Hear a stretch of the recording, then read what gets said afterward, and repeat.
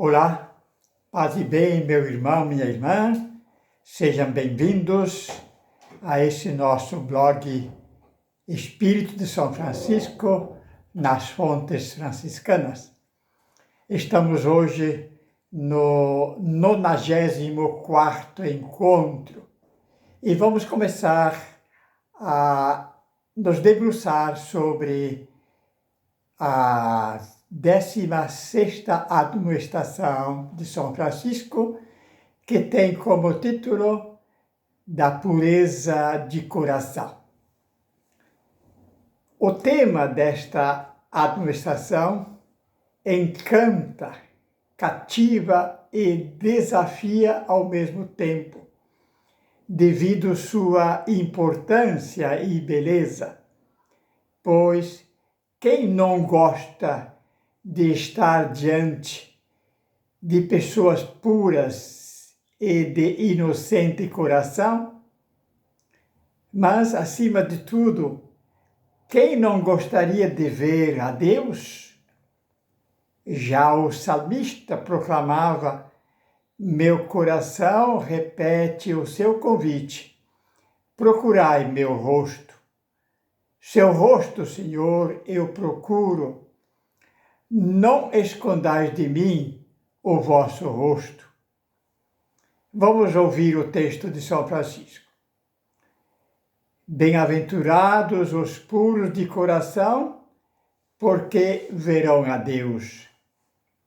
São verdadeiramente puros os que desprezam as coisas terrenas, buscam as celestiais e não deixam de adorar sempre e ver o Senhor Deus, vivo e verdadeiro, de ânimo e de coração puro. Geralmente entendemos puro como sinônimo de limpo, sem sujeira, e o verbo purificar como limpar, tirar a sujeira. Nesse sentido, puro pode significar também autêntico, isto é, verdadeiro, limpo, claro, isento de substâncias adversas ou contaminadoras, sincero, sem mistura, como quando se diz, por exemplo, que esse vinho é autêntico, ou essa pessoa é sincera, limpa, pura, como criança. Para entender esse título, encontramos uma ajuda olhando o original latino da admoestação, que emprega a palavra munditia. E já na citação evangélica da bem-aventurança, em vez de puro, encontramos a palavra mundus. Ora, o contrário de munditia, pureza, é impureza, sujeira, corrupção, e de mundus, mundo, é imundo. Quando em nosso linguajar cotidiano usamos a palavra mundo, porém, em vez de limpo, puro, pensamos em universo, criação, orbe, a totalidade das coisas criadas, etc. E mundano, de pessoa entregue às coisas materiais e aos prazeres sensuais.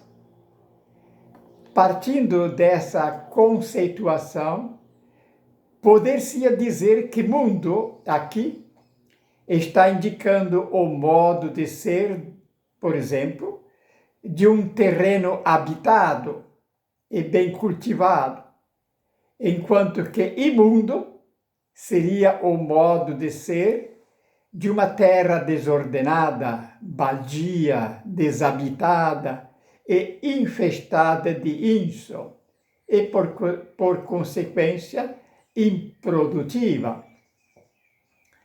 Qualquer terra desabitada, porém, qualquer coração, ao receber o sopro de Deus, do Criador, e a ação dirigente de suas mãos habilidosas, torna-se fecunda e bem ordenada, o paraíso terrestre.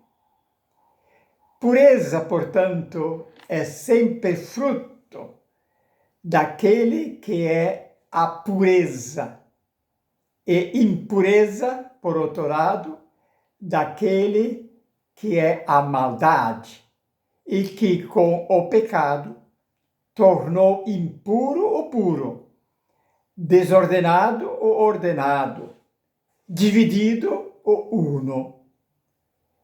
Com a encarnação de seu Filho, porém, mais uma vez, Deus voltou a introduzir e inaugurar um novo princípio ou processo de purificação, de volta ao estado originário de cada criatura. O mistério da redenção, da pureza, da gratuidade e da ordem. O mundo voltou a ser mundo, limpo, puro, originário. É o que nos ensina a conhecida visão de Pedro em Jope. Pedro estava com fome e, numa visão, foram-lhe apresentados animais, répteis e aves do céu, todos considerados impuros pela tradução judaica. Uma voz, porém, lhe dizia: levanta-te, Pedro, mata e come. Nunca, Senhor, declarou Pedro, jamais comi na minha vida qualquer coisa que fosse impura ou imunda.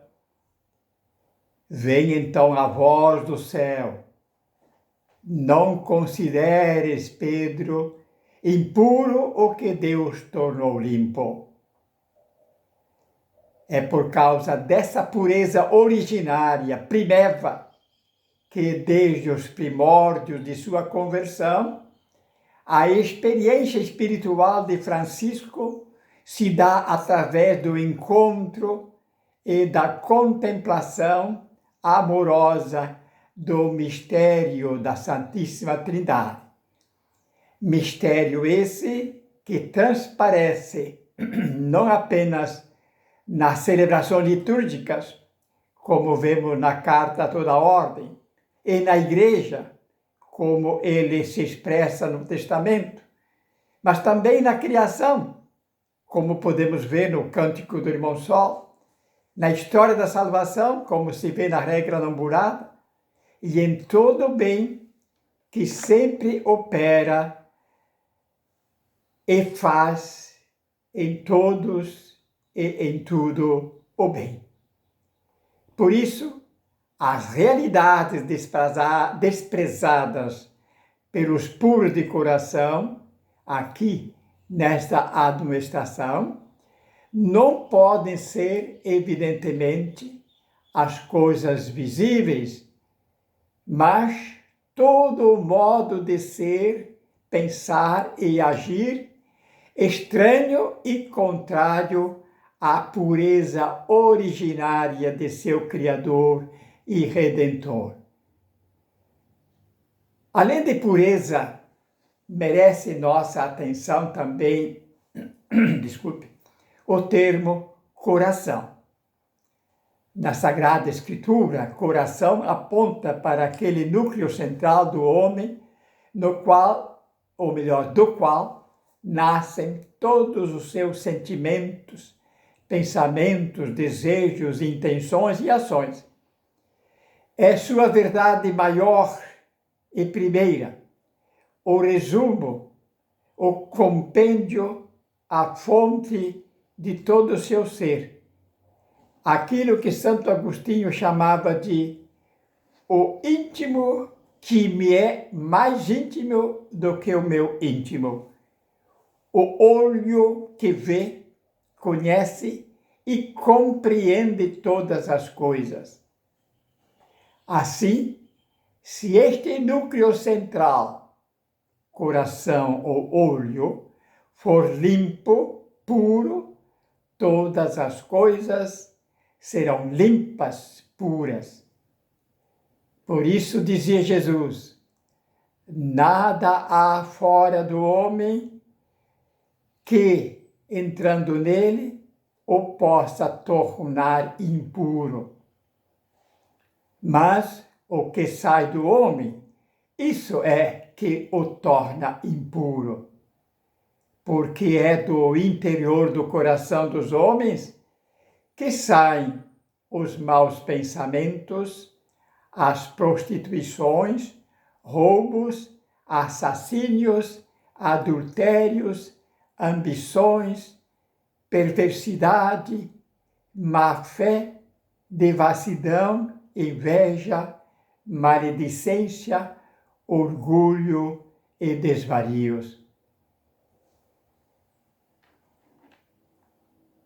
O início da administração é tirado mais uma vez das bem-aventuranças evangélicas, mais precisamente de Mateus 5:8.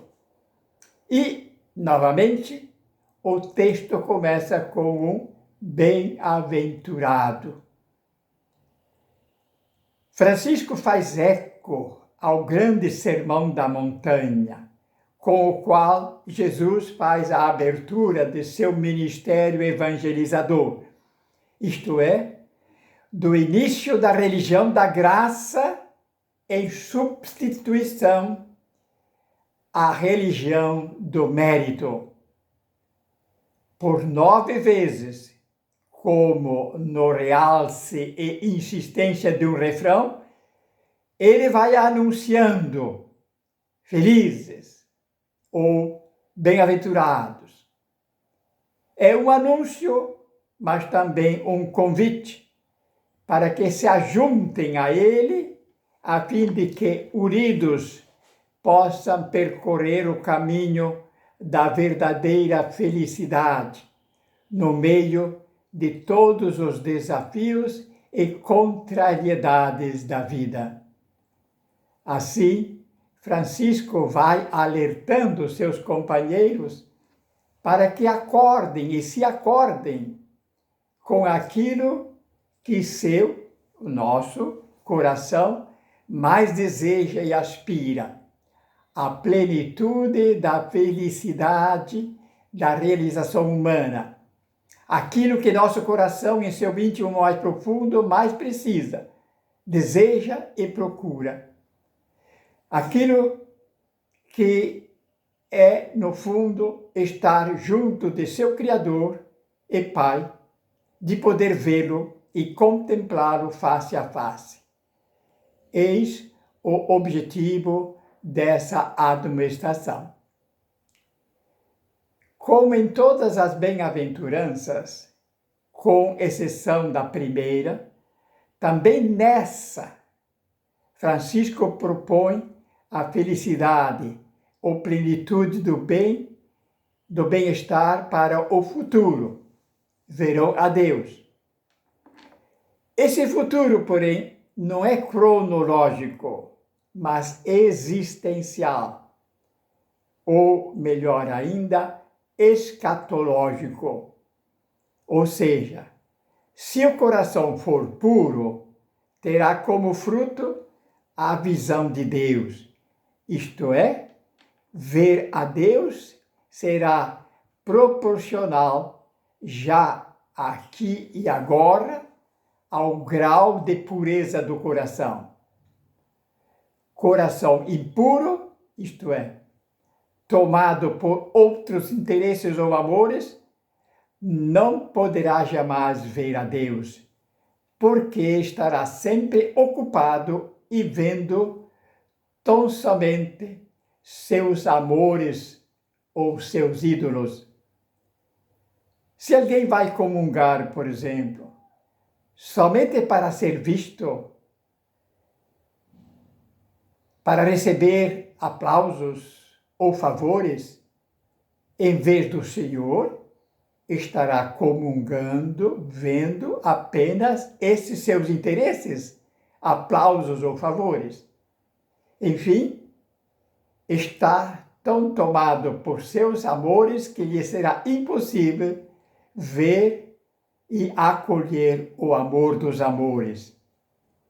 É como diz São Paulo, o devasso, o impuro, o avarento, que é um idólatra, são excluídos da herança, isto é, da visão do reino de Deus. Esta forma de falar, verão, está indicando, portanto, um princípio, ou melhor, uma tarefa, um caminho, um programa de vida que nosso humano, isto é, nosso coração, nosso querer, semelhantemente à terra agreste e imunda, precisa ser transformada em terra habitável para Deus e para os homens. Invertendo a reflexão, devemos dizer que, com uma vontade selvática, selvagem, voluntariosa, cheia de rebeldias, carências, orgulhos, vaidades, soberbas e amores próprios, jamais haveremos de ver a Deus e os outros, porque estaremos sempre e tão somente vendo a nós mesmos. Verão a Deus significa que retornaremos àquele estado de felicidade paradisíaca, nascida da perfeita comunhão com Deus, com os outros, com as naturezas, com as criaturas, com nós mesmos. Neste estado de pureza original, como o de Adão antes do pecado, não existia máscaras, subterfúgios, motivos para se esconderem uns dos outros. Tudo era puro e claro. Frei Arada explica esse modo de olhar com um fato que envolveu Hideo Noguchi, um importante e famoso médico japonês. Quando começou seu estudo de bacteriologista nos Estados Unidos, o primeiro exercício que o professor lhe pediu foi de observar os peixes no aquário. Depois de uma semana, o professor pediu-lhe que descrevesse o que vira. Feita a descrição, o professor, vendo que ele não olhara bem e direito, disse-lhe: "Você não viu nada. Vá olhar de novo." Hideo percebeu então que não olhara e não vira os peixes porque andava muito preocupado consigo mesmo, com seu futuro. Por ser muito pobre, vivia angustiado com sua sobrevivência. Assim, em vez de olhar para os peixes, ficara o tempo todo olhando para si mesmo. Os peixes não havia ainda se tornado objeto de seu interesse e amor. Voltou então para o aquário e começou seu longo caminho de pesquisador que, depois, jamais abandonou em toda a sua vida. A partir dessa experiência, veio a tornar-se um grande investigador e descobridor das causas da sífilis, vindo a falecer de febre amarela, contraída em meio às suas investigações na África. Então, quando Nosso Senhor diz verão a Deus, está se referindo a uma busca cheia de afeição, Uma busca que olha, que vê, não somente, ou melhor, que vê tão somente, e nada mais e nada menos, aquilo que passou a ser o sentido de sua vida. Assim, seu coração de imundo não apenas vai ficando mundo, isto é, limpo, mas também unificado e transparente, fazendo surgir uma nova identidade, uma nova criação. No caso, um novo Adão, um outro Filho de Deus, um outro Cristo. Belo exemplo dessa experiência vemos no processo de conversão de Francisco. À medida que se deixava tocar e afeiçoar pelas misteriosas visitas de Deus e largava os amores que antes perseguia, começa a ver Deus com toda a nitidez. Cria-se assim um círculo cada vez mais virtuoso. À medida em que vê Deus, nessa mesma medida, o coração se purifica. E, na medida em que o coração se purifica, nessa mesma medida, vê o Senhor vivo e verdadeiro, de ânimo generoso e de coração puro. Em Francisco, todo esse processo de ver Deus culmina no Monte Alverne com o mistério da estigmatização. Há, portanto, em nosso coração um olho feito e destinado para ver Deus. É o que diz Francisco, repetindo o Mestre Jesus.